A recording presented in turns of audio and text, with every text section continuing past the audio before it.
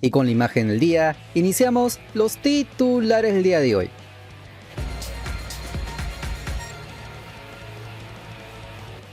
Y en Sporting Cristal ya no hay espacio para más tropiezos. El torneo Clausura 2026 entra en una etapa clave y el cuadro de Roberto Mosquera está obligado a reaccionar de inmediato si quiere volver a meterse en la pelea por el campeonato. Desde el duro golpe internacional, los celestes ahora tienen que enfocarse por completo en la Liga 1, donde la misión ya no pasa solamente por sumar, sino por empezar a comenzar con fútbol. El próximo reto será frente a Juan Pablo II de Redentores, un rival que también pelea por escapar de la zona baja de la tabla, y que llegará con la intención de complicarle el partido al equipo rimense. Este encuentro se jugará este domingo 2 de agosto en el Estadio Alberto Gallardo, por la tercera fecha del torneo Clausura.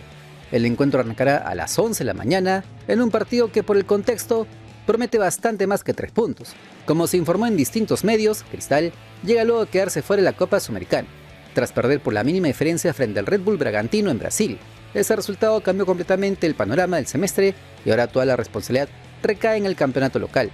Los rimenses saben que ya no tienen margen de error y que cada fecha será prácticamente una final si quieren acercarse nuevamente a los primeros lugares del acumulado.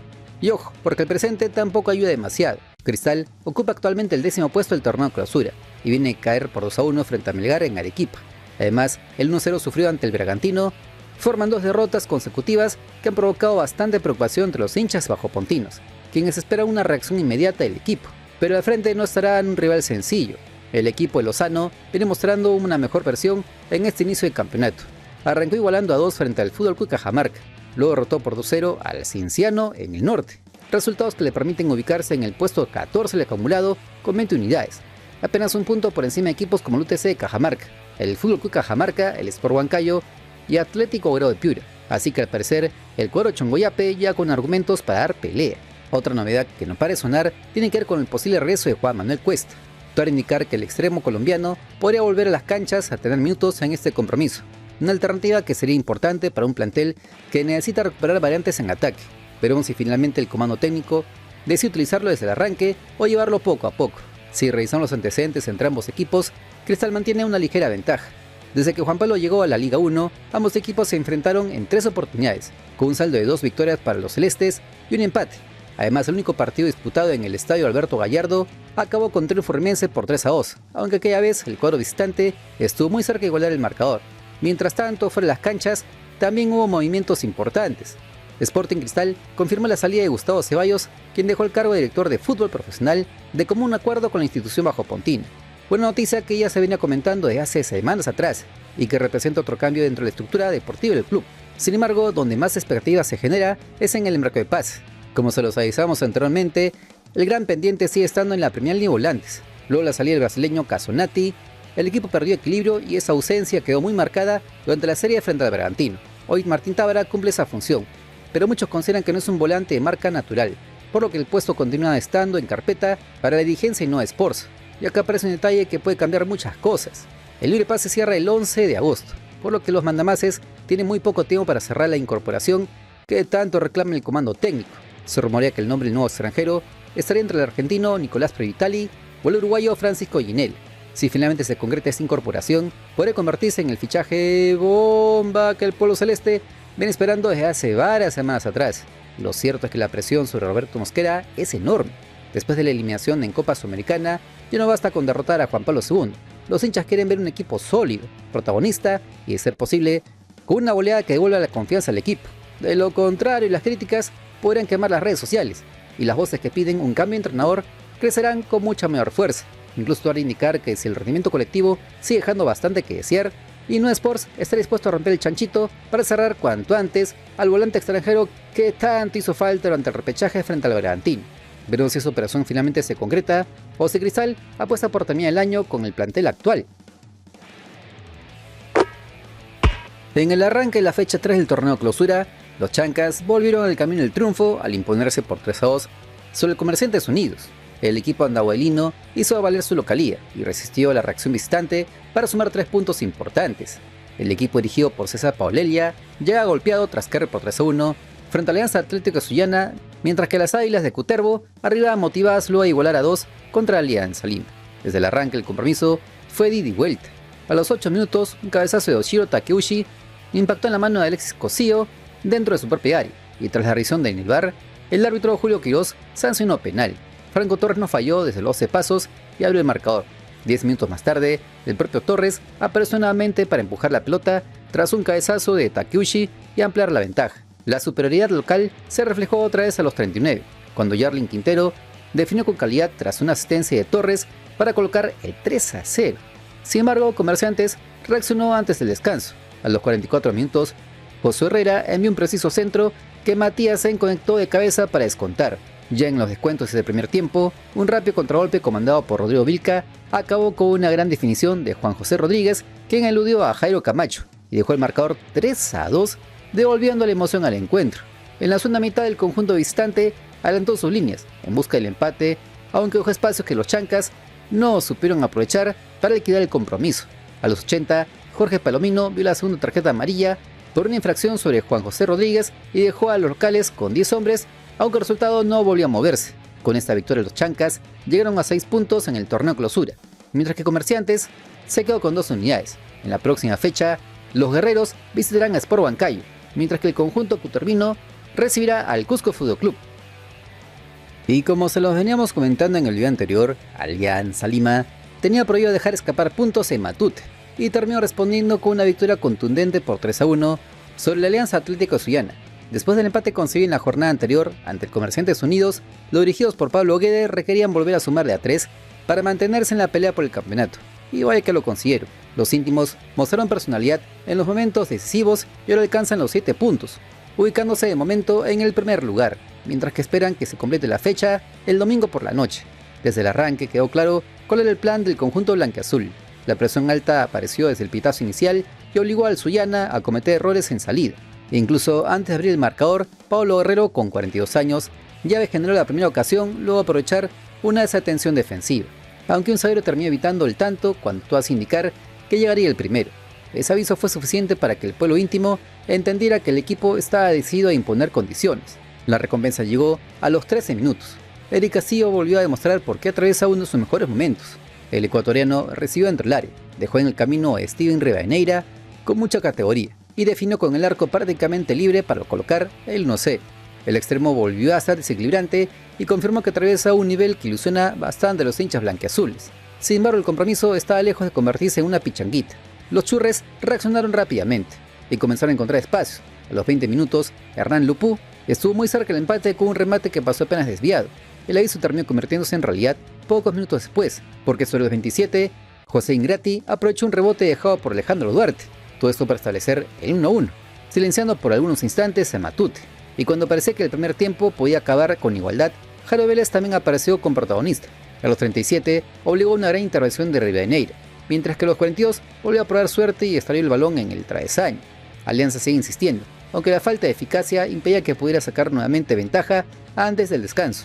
Pero como se los avisamos en otras oportunidades, este equipo suele reaccionar bien en los segundos tiempos. Apenas inició el complemento, exactamente a los 50, llegó una acción llena de rebotes. El balón terminó impactando en Eric Castillo, luego se desvió en William Guzmán, y esa trayectoria terminó descolocando completamente a Rivadeneira. El marcador pasó al 2-1, y otra vez el cuadro victoriano tomaba el control del partido. Con el resultado favorable, los dirigidos por Pablo Guede no levantaron el pie al acelerador. A los 55, nuevamente Castillo estuvo muy cerca de ampliar la diferencia, pero el poste le negó el doblete en esa acción. Apenas un minuto más tarde, llegó una jugada que terminó cambiando definitivamente el desarrollo del compromiso. Federico Girotti filtró una gran asistencia para Castillo, quien se escapaba rumbo al arco contrario. Es ahí que William Guzmán lo arribó siendo último hombre. El árbitro no dudó y mostró la tarjeta roja directa. Con superioridad numérica, Alianza manejó mucho mejor los tiempos. Los espacios comenzaron a aparecer y el desgaste del conjunto suyanense fue evidente. Incluso durante ese tramo también se produjeron variantes importantes. Pablo Guerrero dejó el campo tras un enorme esfuerzo y apareció Alan Cantero, quien aportó movilidad en el frente de ataque y participó activamente en varias acciones ofensivas. La tranquilidad definitiva llegó a los 78. En una rápida transición ofensiva, Jairo Vélez recibió en posición favorable y definió con mucha seguridad para colocar el 3-1. Ese tanto terminó liquidando cualquier esperanza del cuadro visitante, que pese a su esfuerzo ya no encontraba respuestas y jugando con un hombre de menos, todo parecía sentenciado. Los íntimos administraron la ventaja con inteligencia hasta el pitazo final. Todas las imágenes destacadas ocurrieron los 83 minutos. Eric Castillo abandonó el campo de juego, lo hizo entre aplausos, luego de convertirse nuevamente en la gran figura del encuentro. confirmando que su rendimiento viene creciendo cada fecha más y hoy es uno de los jugadores más determinantes del plantel blanquiazul. Con este resultado, Alianza Lima vuelve a depender principalmente de su propio rendimiento para seguir peleando arriba. 7 puntos en el bolsillo, confianza renovada y un equipo que poco a poco encuentra sociedades importantes entre Eric Castillo, Jairo Vélez, Pablo Guerrero, Fernando Gaibor, Federico Girotti y Alan Kanté. Si mantiene este nivel, el hype alrededor de los íntimos seguirá creciendo y seguramente muchos rivales empezarán a mirar con más atención a este plantel. Y una de las otras promesas de nuestro fútbol peruano parece que ha caído en desgracia total, pero ahora todo apunta a que sería para siempre. Y es que Yandesa volvió a colocarse en el centro de la noticia, pero otra vez lejos de una cancha. El atacante fue grabado durante una pelea callejera que generó un enorme revuelo en redes sociales y que rápidamente dejó mucho de qué hablar a los hinchas nacionales. Lo más preocupante es que este nuevo episodio aparece cuando el futbolista atraviesa uno de los momentos más complicados de toda su carrera, sin estabilidad deportiva y con un futuro que cada vez luce más incierto. Todo ocurrió durante la tarde de este viernes. Las imágenes comenzaron a circular con mucha velocidad y mostraban a un ex seleccionado nacional involucrado en un altercado que terminó con golpes en plena vía pública. Según la información difundida por la prensa chalaca y los testimonios recogidos por los vecinos, todo habría empezado con una discusión verbal que terminó escalando hasta convertirse en una gresca física. Hay un detalle que llamó bastante la atención. De acuerdo con la versión de los testigos, varias personas reconocieron al futbolista y se acercaron para saludarlo o pedirle una fotografía. Sin embargo, la reacción que habría tenido Yandesa acabó provocando la molestia de quienes se encontraban en el lugar. Ese intercambio de palabras fue elevando la tensión hasta que la situación terminó completamente fuera de control. Y cuando parecía que el incidente había terminado, la historia había sumado un nuevo capítulo. Siempre según los testigos citados por la prensa chalaca, el futbolista abandonó inicialmente el lugar, aunque antes habría lanzado amenazas indicando que volvería acompañado. Minutos después, varias personas aseguraron que efectivamente regresó junto a un grupo más numeroso con la intención de continuar el enfrentamiento. Hasta el momento no existe un pronunciamiento oficial del propio futbolista sobre todo lo sucedido. Otro aspecto que generó bastantes comentarios fue el lugar donde ocurrió el incidente. Aunque el primer reporte fue asociado en el Callao, debido a la difusión realizada por la prensa chalaca, posteriormente se indicó que la pelea realmente se realizó en las calles de San Miguel. Ese dato terminó aclarando una de las principales dudas que circulaban durante las primeras horas posteriores a la difusión de las imágenes. En uno de los registros se aprecia a Yandesa tendido sobre el suelo mientras un hombre, cuya identidad no fue revelada, lo sujetaba del cuello. Alrededor se observaban varias personas mirando lo ocurrido e intentando intervenir para detener la pelea. Después de unos segundos lograron separarlos, aunque el enfrentamiento aún continuó unos instantes más. Incluso luego de esa primera separación, el agresor volvió a acercarse para lanzar nuevos golpes, mientras el futbolista trataba principalmente de cubrirse. Finalmente fueron más de 3 personas quienes consiguieron poner fin a la pelea. Recién allí, ambos abandonaron la zona, aunque posteriormente aparecía la versión sobre el supuesto retorno del atacante acompañado por otras personas. Mientras el video seguía multiplicándose en distintas plataformas digitales, Yandesa optó por guardar silencio respecto al incidente. Lo único que apareció horas después fueron historias compartidas de su cuenta de Instagram, donde no se apreciaban lesiones visibles producto del altercado. En ese breve video publicado por el propio futbolista, se lo observó viajando dentro de un bus. Sin mencionar directamente la pelea, dejó un mensaje que rápidamente empezó a comentarse. Esa publicación alimentó aún más las especulaciones sobre cuál sería realmente su siguiente destino deportivo.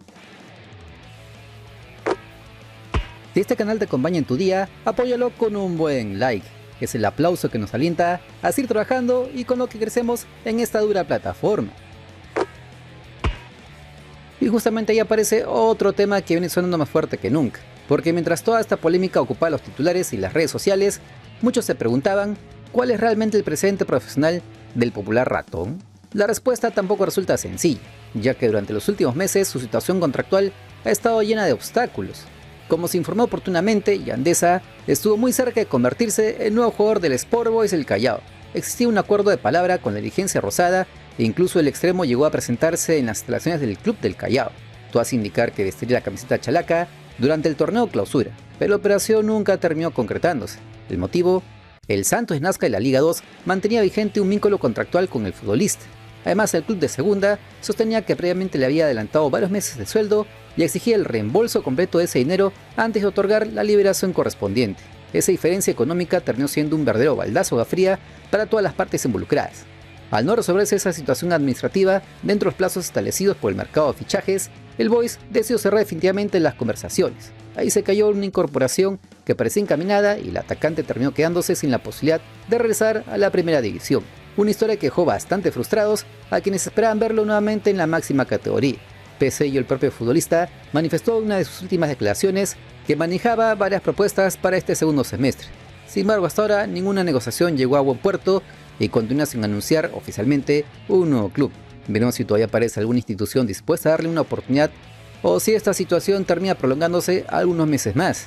Y es que es imposible analizar este presente sin mirar hacia atrás, porque hubo una época en la que Jean Deza representaba una de las mayores ilusiones del fútbol peruano.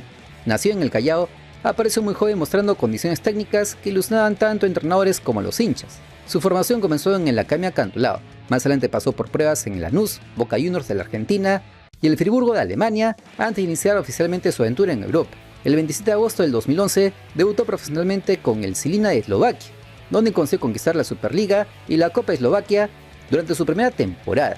Ese rendimiento despertó interés internacional. Luego el Sudamericano Sub-20 del 2013 llegó a Universidad San Martín de Porres y posteriormente fue cedido al Montpellier de la Ligue 1 francesa. El club decidió ejecutar la opción de compra durante el 2014 y parecía que el crecimiento del peruano recién comenzaba. Su valor en el mercado incluso alcanzó los 800.000 euros, la cifra más alta de toda su carrera. Posteriormente pasó al Levski de Sofía en Bulgaria, aunque esa etapa terminó dejando más problemas que alegrías. Después regresaría al Perú fichando por Alian Salim, luego Sport Huancayo, el UTC de Cajamarca, el Deportivo Nacional, el Carlos Stein, el Juan Pablo Son de Rendedores, el Santos de Nazca y nuevamente UTC de Cajamarca durante el 2026. En Santos de Nazca registró 4 goles y 5 asistencias en 16 partidos, mientras que en UTC había firmado anteriormente su campaña más productiva con 37 partidos, 6 goles y 2 asistencias entre Liga 1 y la Copa Sudamericana. También llegó a vestir la camiseta de la selección peruana absoluta. Debutó el 30 de mayo del 2014 frente a Inglaterra en Wembley y posteriormente fue convocado por Ricardo Gareca para el partido amistoso contra Venezuela. En total disputó 7 partidos con la selección mayor sin convertir goles, además de haber integrado la Sub-20 durante el Sudamericano 2013, torneo donde Perú terminó en el 5º lugar. Pero así como aparecieron los buenos momentos deportivos, también comenzaron a repetirse episodios extrafutbolísticos que acabaron marcando su carrera. Las denuncias, los actos de indisciplina, los conflictos con distintos clubes y las polémicas personales fueron debilitando poco a poco una trayectoria que parecía destinada a consolidarse en el extranjero. Ángel Comiso resumió alguna vez esa sensación con una frase bastante recordada. El técnico llegó a calificarlo como un desperdicio de fútbol y sostuvo que la indisciplina acabó privándolo de alcanzar definitivamente el fútbol internacional.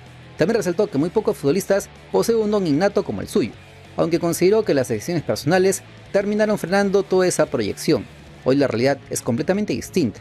Con 33 años y un valor en el mercado de 125.000 euros, Jean Deza atraviesa probablemente el momento más delicado de su recorrido profesional. El talento nunca estuvo en discusión. Lo que siempre generó debate fue todo aquello que ocurrió fuera del terreno de juego y que terminó pesando mucho más que cualquier buena actuación dentro de la cancha. Por ahora no existe confirmación sobre cuál será su siguiente destino. Algunos creen que aún podría aparecer un club de provincia dispuesto a apostar por él. Otros consideran que incluso la Copa Perú podría convertirse en una alternativa para intentar generar ingresos económicos. Lo cierto es que cada nuevo episodio hace más difícil pensar en un regreso estable al profesionalismo. Al final esta historia deja una reflexión que va mucho más allá del resultado de una pelea callejera. El fútbol peruano ha visto pasar muchos talentos, pero pocos despertaron tanto hype como Jean Deza durante sus primeros años. Lamentablemente el recuerdo de sus condiciones futbolísticas quedó opacado por decisiones que terminaron alejándolo del nivel que alguna vez prometía alcanzar. Ojalá su vida sirva de ejemplo a los jóvenes talentos de nuestro fútbol. Un ejemplo de todo lo que no se tiene que hacer para ser exitoso. Pero ¿tú qué opinas? Ya sabes que los comentarios son tus tuyos. Ustedes son lo máximo. Nuestra comunidad logró la meta de suscriptores, por lo que tendremos el sorteo de la camiseta de fútbol en el canal. Atentos porque les traeremos más premios. Esta vez una pelota oficial si llegamos a la meta de 134.000 suscriptores, ya que el 51% de usuarios ven mis videos pero no se suscriben. Mejoremos ese número y seguiremos con más sorteos en el canal. Recuerda que hoy es un gran día y si no mañana, te prometo que lo va a hacer. Bendiciones desde el Perú profundo.